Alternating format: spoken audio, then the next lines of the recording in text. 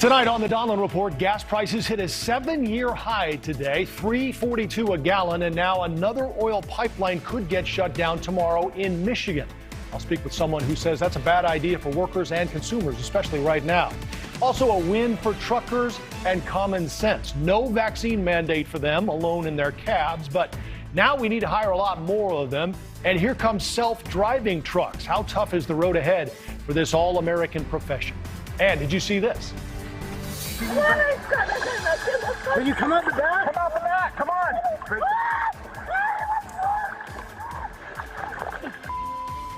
Wild rescue video of a pizza delivery woman trapped in her car by floodwater, getting pulled to safety. We have that and much more. Off we go. Great to have you with us live from our Chicago studios. The Donlon Report starts right now.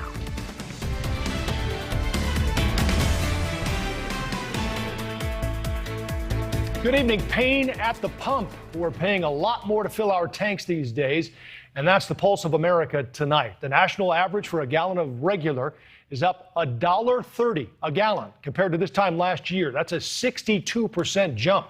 Granted, remember this time last year we were in the throes of the pandemic, so demand was low. But compared to 2 years ago, November of 2019, we looked it up. With normal demand and driving habits, we were still paying 82 cents less a gallon, $2.60.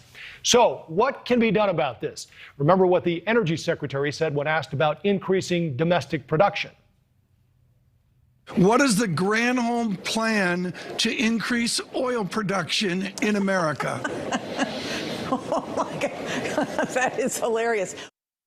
Well, not everyone is laughing. The U.S. is producing about 1,600 fewer barrels a day now compared to the height of domestic production in March of 2020. Even Senate Democrats are asking President Biden to address the rise in gas prices, 11 of them sending him a letter demanding action, suggesting we tap into our strategic reserves. But the experts we've spoken to here on this broadcast say that probably wouldn't help much anyway. So what will?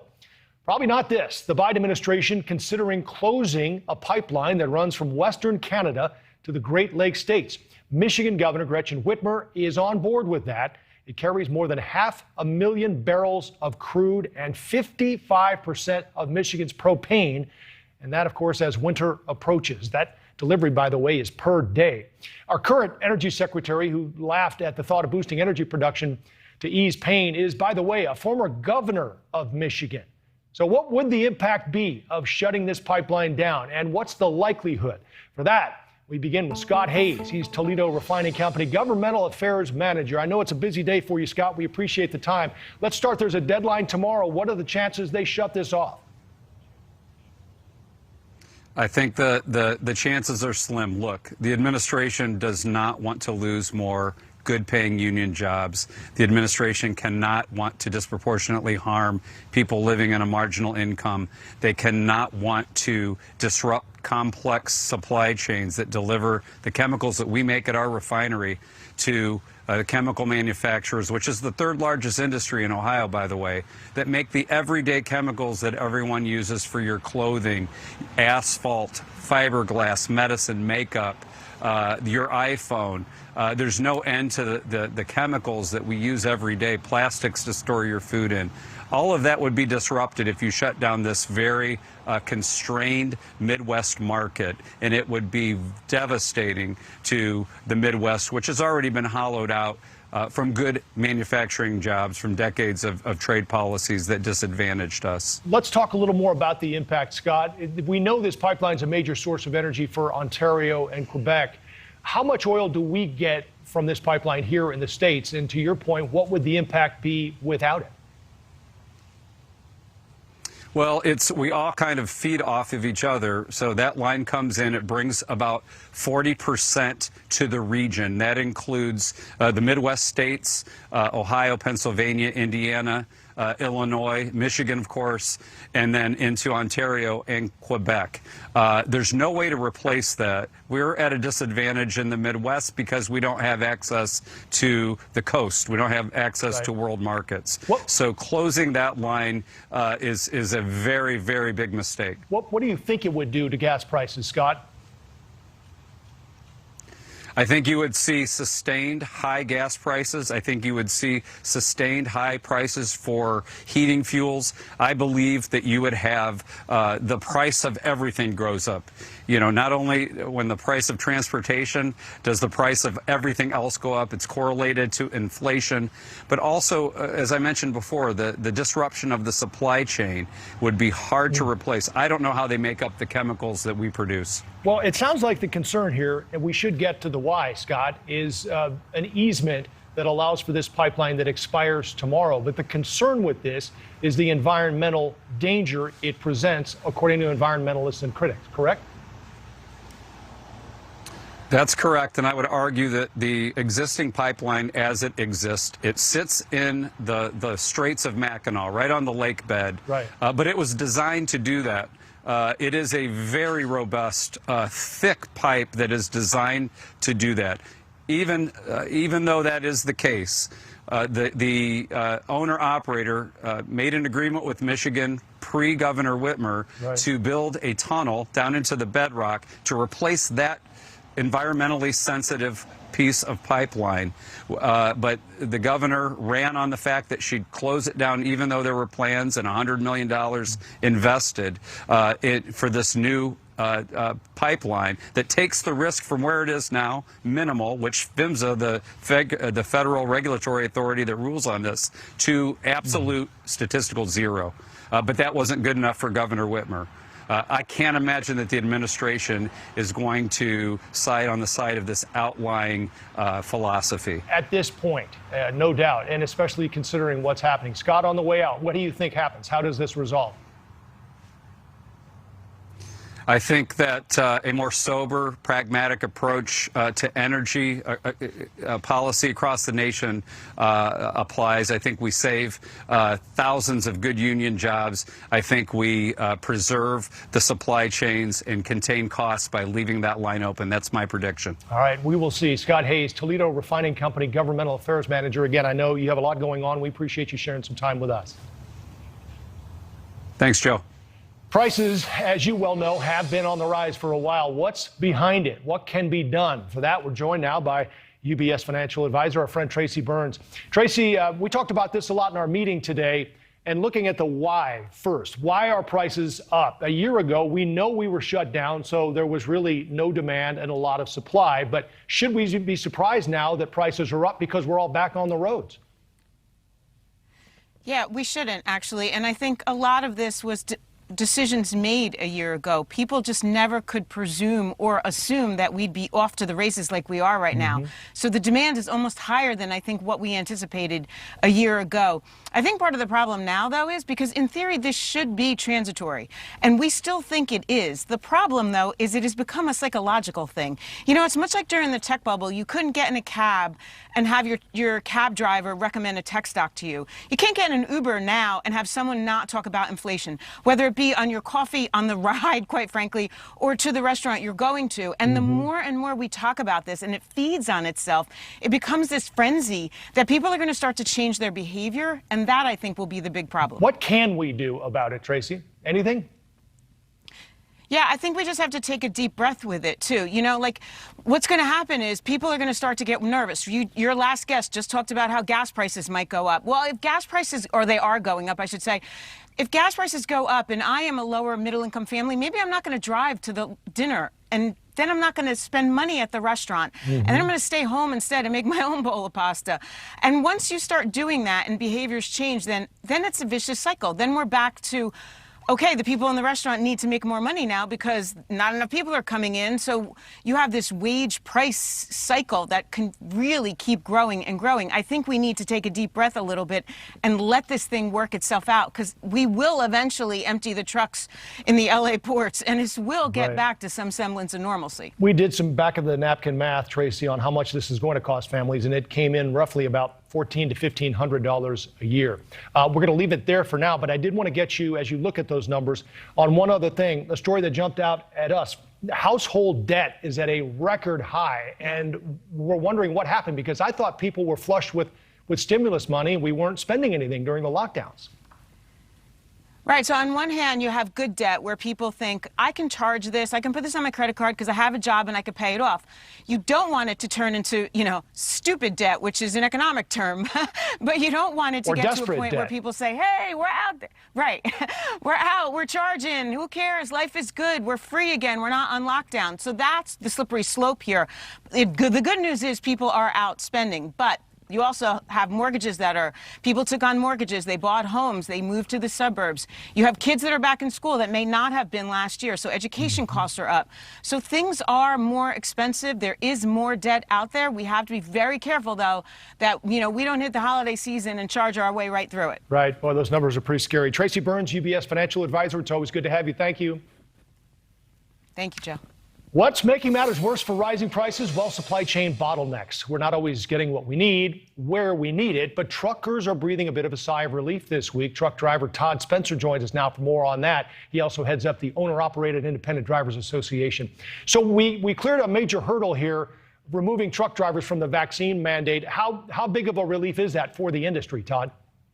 It's a big relief. For the most part, we looked at what was being proposed, and it would apply to companies with 100 or more employees. Right. And, most of trucking actually falls in the lower end of that. Most trucking is less than 100 trucks anyway, but it could potentially have an impact on the bigger companies. And of course, trucking is a little bit unique in that drivers generally spend most of their time in a truck cab. Right. By themselves, so they're not necessarily going to be big risks to exposing other people. So we were glad the Department of Labor made a modification for drivers to where, since they were going to be offering minimal risk to others, they would be able to continue. Right. Good news for sure. A problem remains, though, Todd. There's a shortage of drivers. There was a New York Times headline that caught my eye today. The biggest kink in America's supply chain, not enough truckers. What happened? Why is that?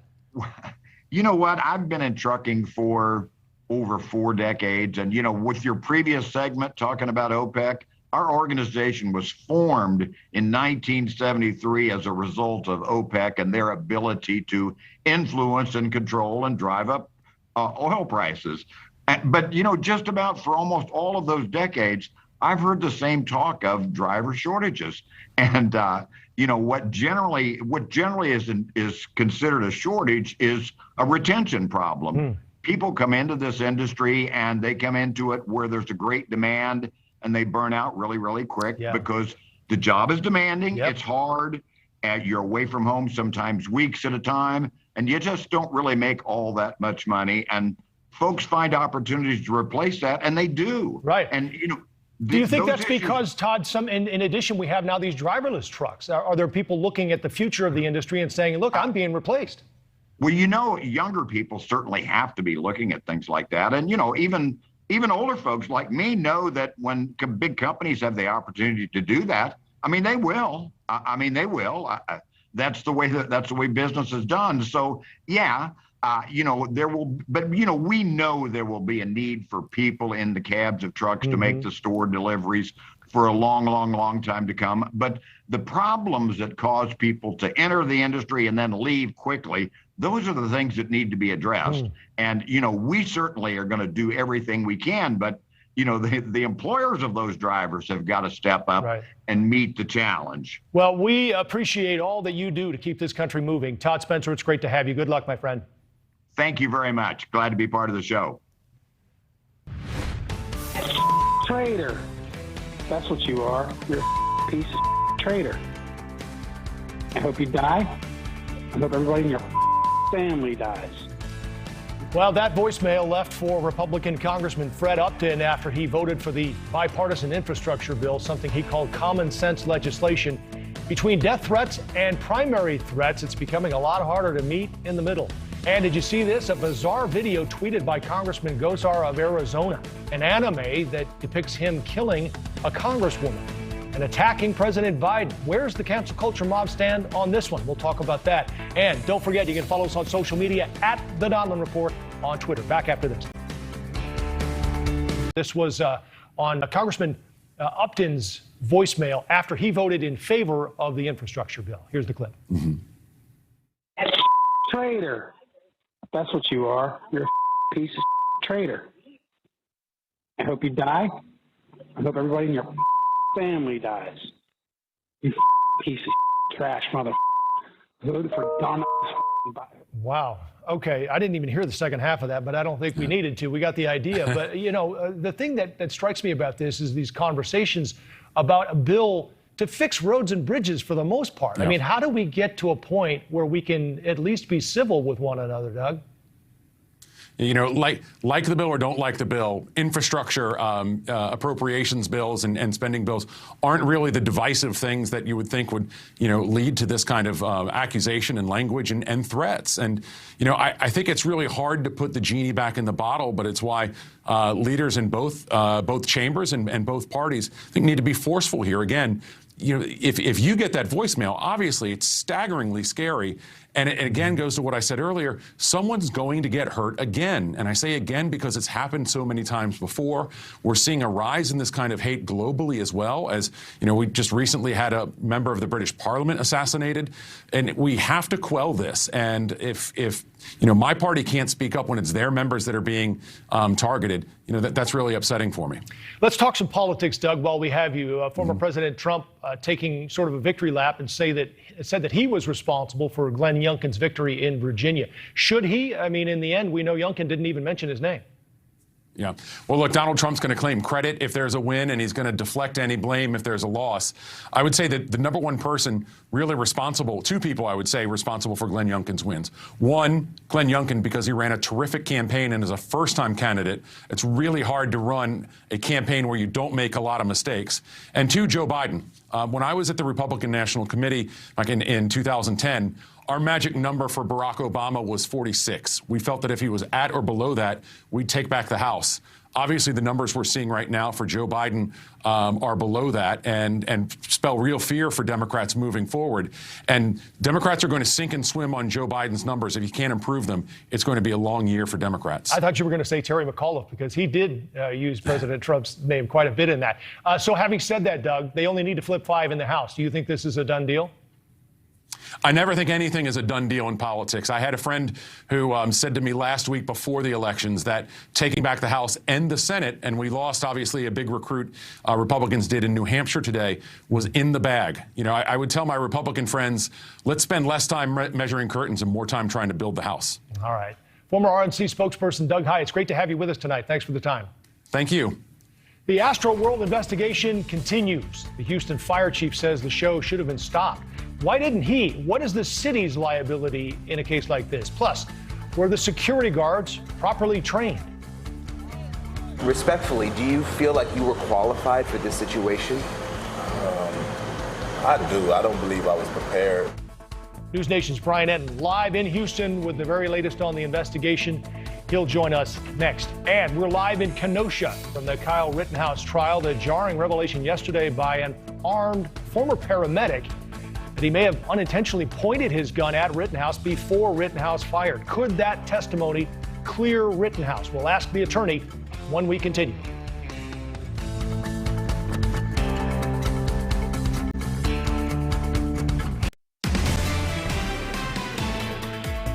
New details coming out following the deadly Astroworld Music Festival this weekend, as Travis Scott and event organizers are facing multiple lawsuits now in the millions. I'm going to be joined in just a little bit by attorney Brian Claypool. We'll talk about some of the legal implications, but we'll start with Brian Entin. He's live for us tonight in Houston. Brian, you spoke with a security guard. What did he say?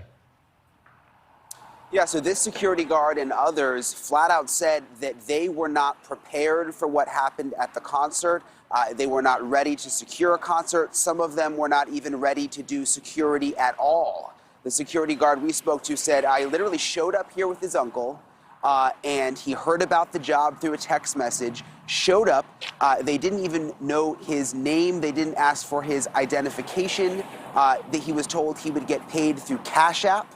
And next thing he knows, he's given a security vest. He's inside. He's at the front of the crowd in the most intense spot, expected to know what to do. And he says he didn't know what to do. Listen to what he told me a short time ago.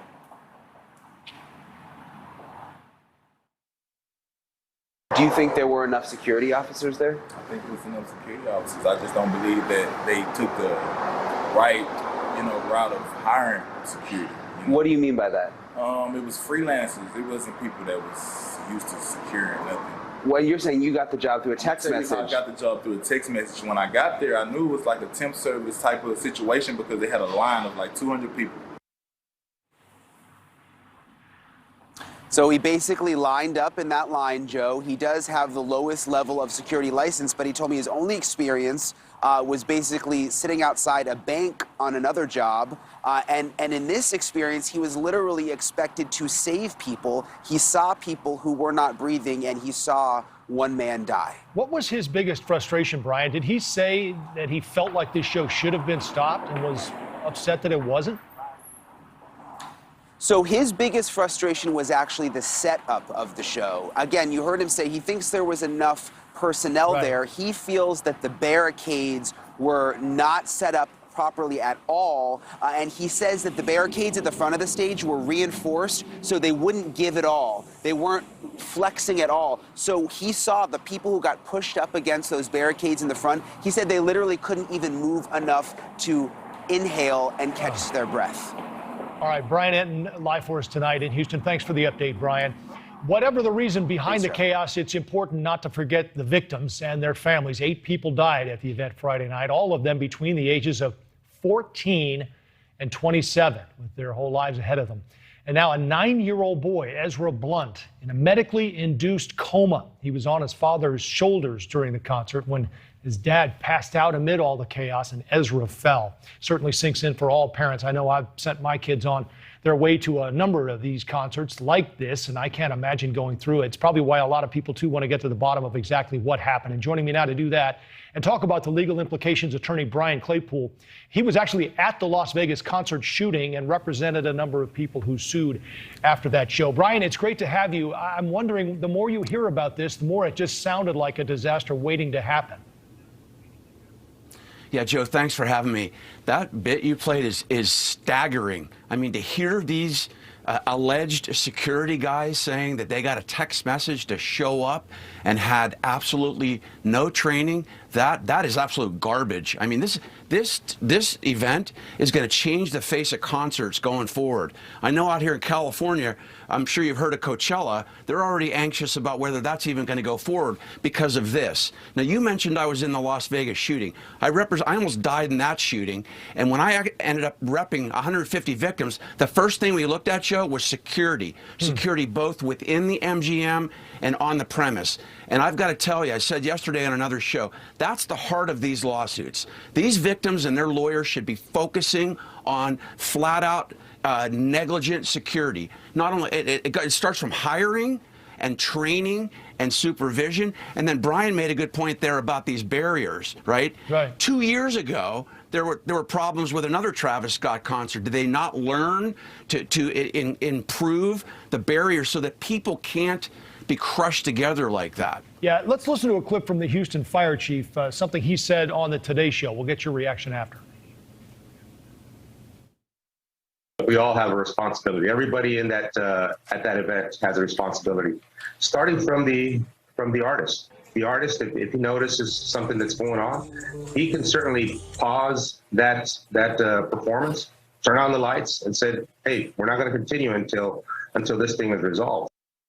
So a lot of people are talking about Travis Scott, Brian, but I'm wondering where else the liability might fall. I mean, you mentioned security, but what about, the promoter? Yeah. What about the performer? What about the city? I mean, shouldn't someone have stepped in and shut that thing down, at least temporarily?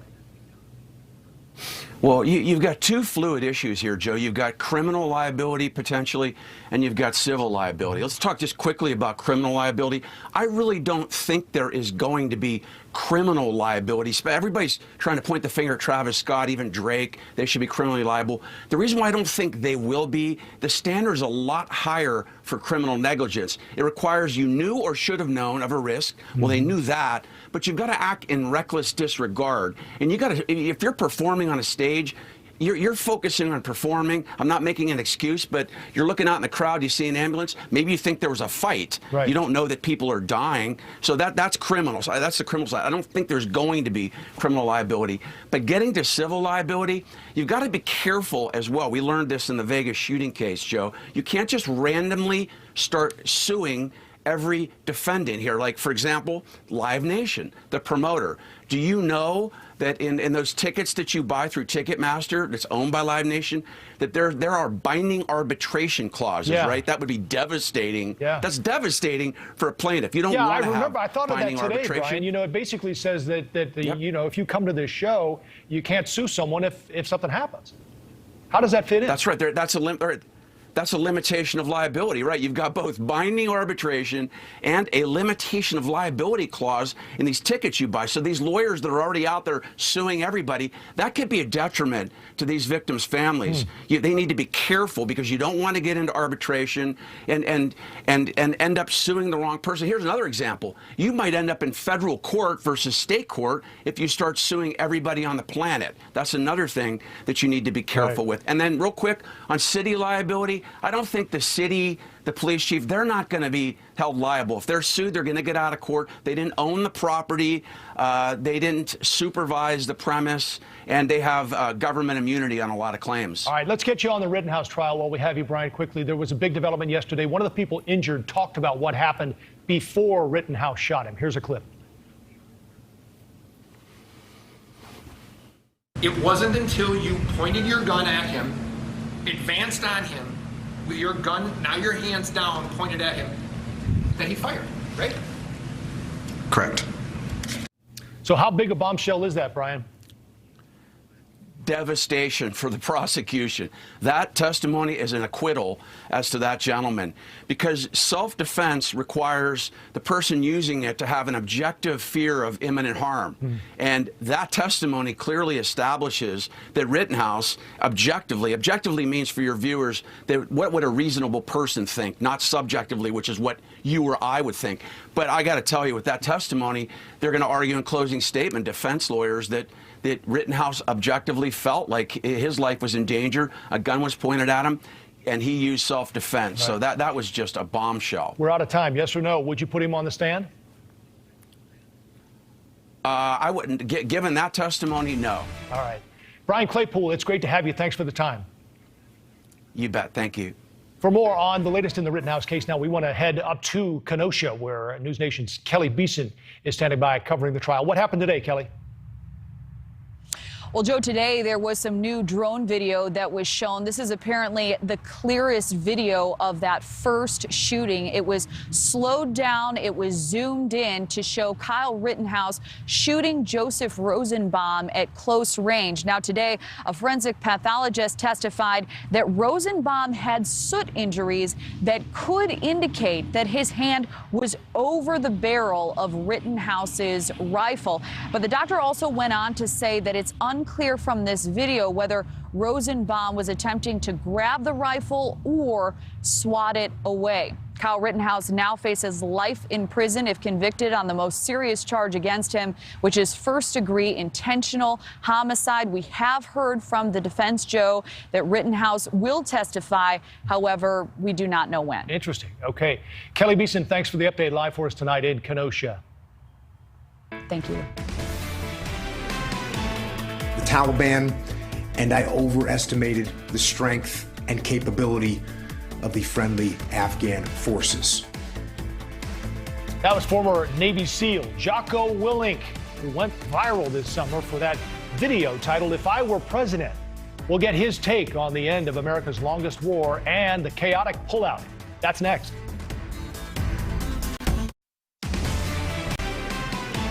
Do you have any plans to visit the border? I'm here in Guatemala today. At some point, you know, we are going to the border. We've been to the border. So this whole thing about the border, we've been to the border. We've been to the border. You haven't been to the border. And I haven't been to Europe. That, of course, Vice President Kamala Harris, after being pressed over the summer about why she hadn't visited the troubled U.S.-Mexico border. She finally did later in June. And today, she made it to Europe. This morning, the vice president kicked off a 4-day visit to Paris, France, part of a concerted effort by the White House to mend fences and shore up relations with America's oldest ally. While the crisis at the border, meantime, continues 5 months later, some 200,000 encounters a month still, and her approval rating sits at 28%. Recall she's been put in charge of the border. Meantime, the leader of a Central American migrant caravan says the group is now heading to the U.S. border instead of Mexico City as originally planned. We're looking at video from this weekend of the caravan hitching a ride on flatbed trucks in southern Mexico on the way to the border. Group's leader also said he would try to organize another caravan of thousands of migrants to reach the Gulf Coast state of Veracruz, where both groups would then join up and set out for the southern U.S. border. But the group is dwindling after more than 2 weeks of walking through punishing heat. Now that number may be down as few as 1,300 people. It had once been as large as 4,000. Be sure to tune in tomorrow. We'll be talking with Chad Wolf, former acting secretary of the Department of Homeland Security, about the migrant caravan and the continuing crisis at the border. 2 months ago, we saw a number of images showing the chaos and desperation as thousands of Afghans rushed the Kabul airport trying to escape the country before the eventual Taliban takeover. In the mayhem that ensued, parents handed their children to U.S. troops over walls and barbed wire, hoping that if they couldn't make it out, their child could. Several were reunited with their parents, but we're hearing now that at least one child remains missing. 2 months later, this is Sohail Ali. His parents continue a desperate search to find him while they wait at Fort Bliss. Here to talk more about this, former Navy SEAL and host of the Jocko podcast. It's great to have Jocko Willink with us tonight. Jocko, I see this video again, and it certainly reminds me of a couple of things. Number one, just how chaotic it was at that airport. Number two, what a great job our troops did considering that chaos they were working in. Yeah, absolutely. That's one thing you can count on with the U.S. military. They're going to do what they're tasked to do to the best of their ability. So, Jocko, let's talk a little bit about the viral video that you had out. You said what you would have done had you been president after the Afghan withdrawal. I thought, we played a little clip of it before on the way to commercial, but tell us what that was. What would you have said? Yeah, well, as you pointed out, I was explaining what I would do after these mistakes had happened, because if I had been in charge prior to that, I would have done things completely different. After these mistakes were made, what you need to do as a leader is you need to take ownership of those mistakes, and then you need to come up with a plan to correct what happened. And you didn't hear anyone in the government, anyone in the military taking ownership of what had happened, and they just let this thing completely fall apart. It was a disaster. So I read or heard on one of your podcasts that after any major or prolonged war, we need to assess what we did right, what we did wrong. There should be a lot of lessons learned. Give us one from Afghanistan, the main one. Well, one thing that you can see in the end, something that you hear a lot in the military is the situation dictates, meaning as things happen, you just make adjustments as you need to. And when I got to the SEAL teams, they actually have a different thing. They don't say that the situation dictates. They say, we dictate the situation. We set things up the way we want them to be. We got the strongest military in the world. There's no way that the Taliban should be dictating how we do things.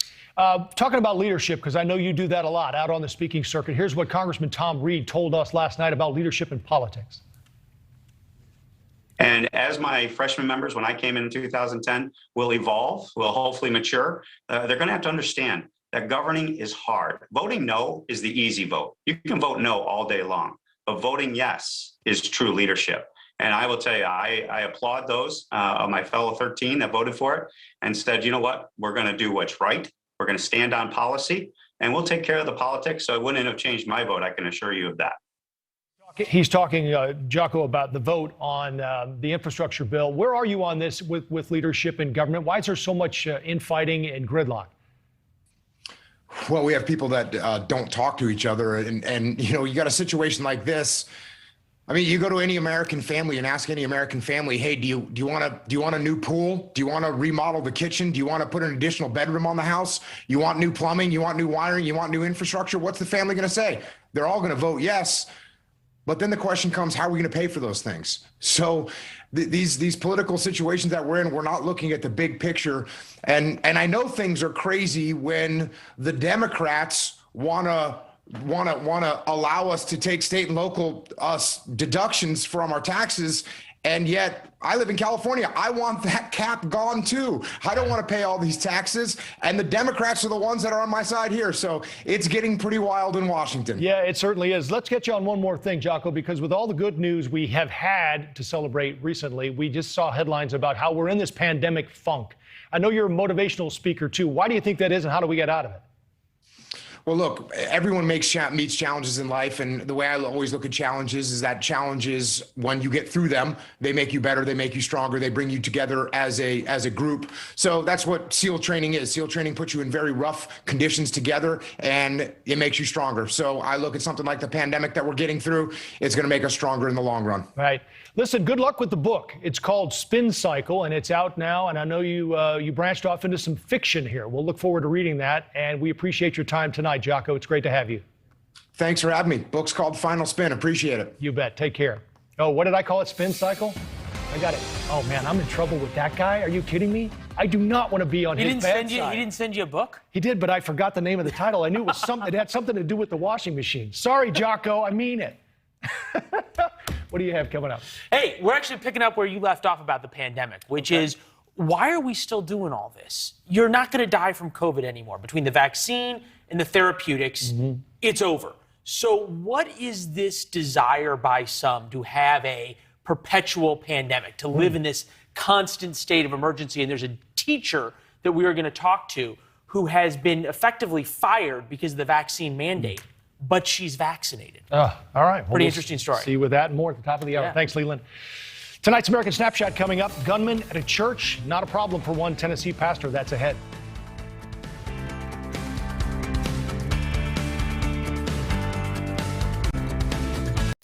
Back now to our top story tonight. Gas prices, the highest we've seen in years. Let's check in with Tom Negevin. He's live for us tonight in New York City. What are the prices there, Tom, and what are you hearing from drivers? You know, seriously, Joe, I don't know if I want to show you the prices here, but Ronnie, let's show Joe Donlon the prices here. Take a look at this. A mobile station in Manhattan. Yeah, $5 for a gallon of regular, Joe. How would you feel about paying that? Or maybe you want to go Supreme, $5.60. No, you don't. And, you know, New York, I think, is a bit of an anomaly, obviously. You got to take that a bit out of the equation. We're happy to pay that, Joe. I mean, in Manhattan, it costs what it costs, and that applies to gasoline and just about everything else. But across the country, the highest gasoline prices we have seen since 2014.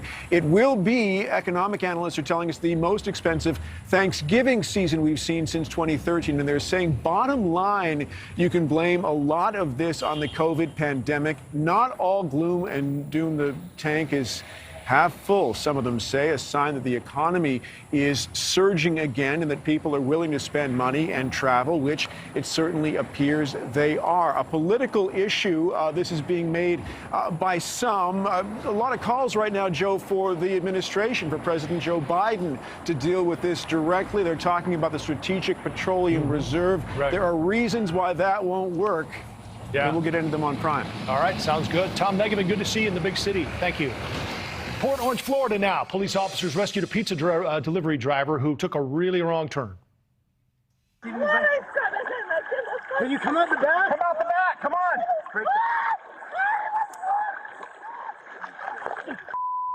Oh, that is just horrifying to watch. She was trapped in her car. She drove into a canal after flooding from a nor'easter caused water to fill the road there. Officers had to break out the car windows to get her out, but she was responsive, checked out at the hospital, and she is okay. We'll talk about bad delivery, that's for sure. I wonder if she made the 30-minute window, but we're just glad she's okay. That was a bad joke by the producers. I don't know who wrote that, sorry. Tonight's American Snapshot. This is a good one. A pastor puts a whole new meaning into God's work. Wild footage shows a gunman at a Tennessee church. You can even imagine how this went down here, because guess who came to the rescue of the congregation? The pastor, Ezekiel Dikumana, who tackled the 26-year-old gunman before anyone was hurt. Several members of the congregation helped hold him down until police arrived. According to an affidavit, the gunman had claimed he was Jesus and that all churches and schools needed to be, quote, shot up. He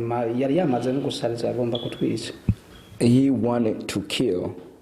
That's what first thing came to my mind. The good news is no one was hurt, and they were certainly in the right place to give thanks. The pastor, guardian angel, gets tonight's American Snapshot. Leland's next with On Balance. Thank you for watching. Click the red subscribe button below so you can get more of NewsNation's fact-driven, unbiased coverage.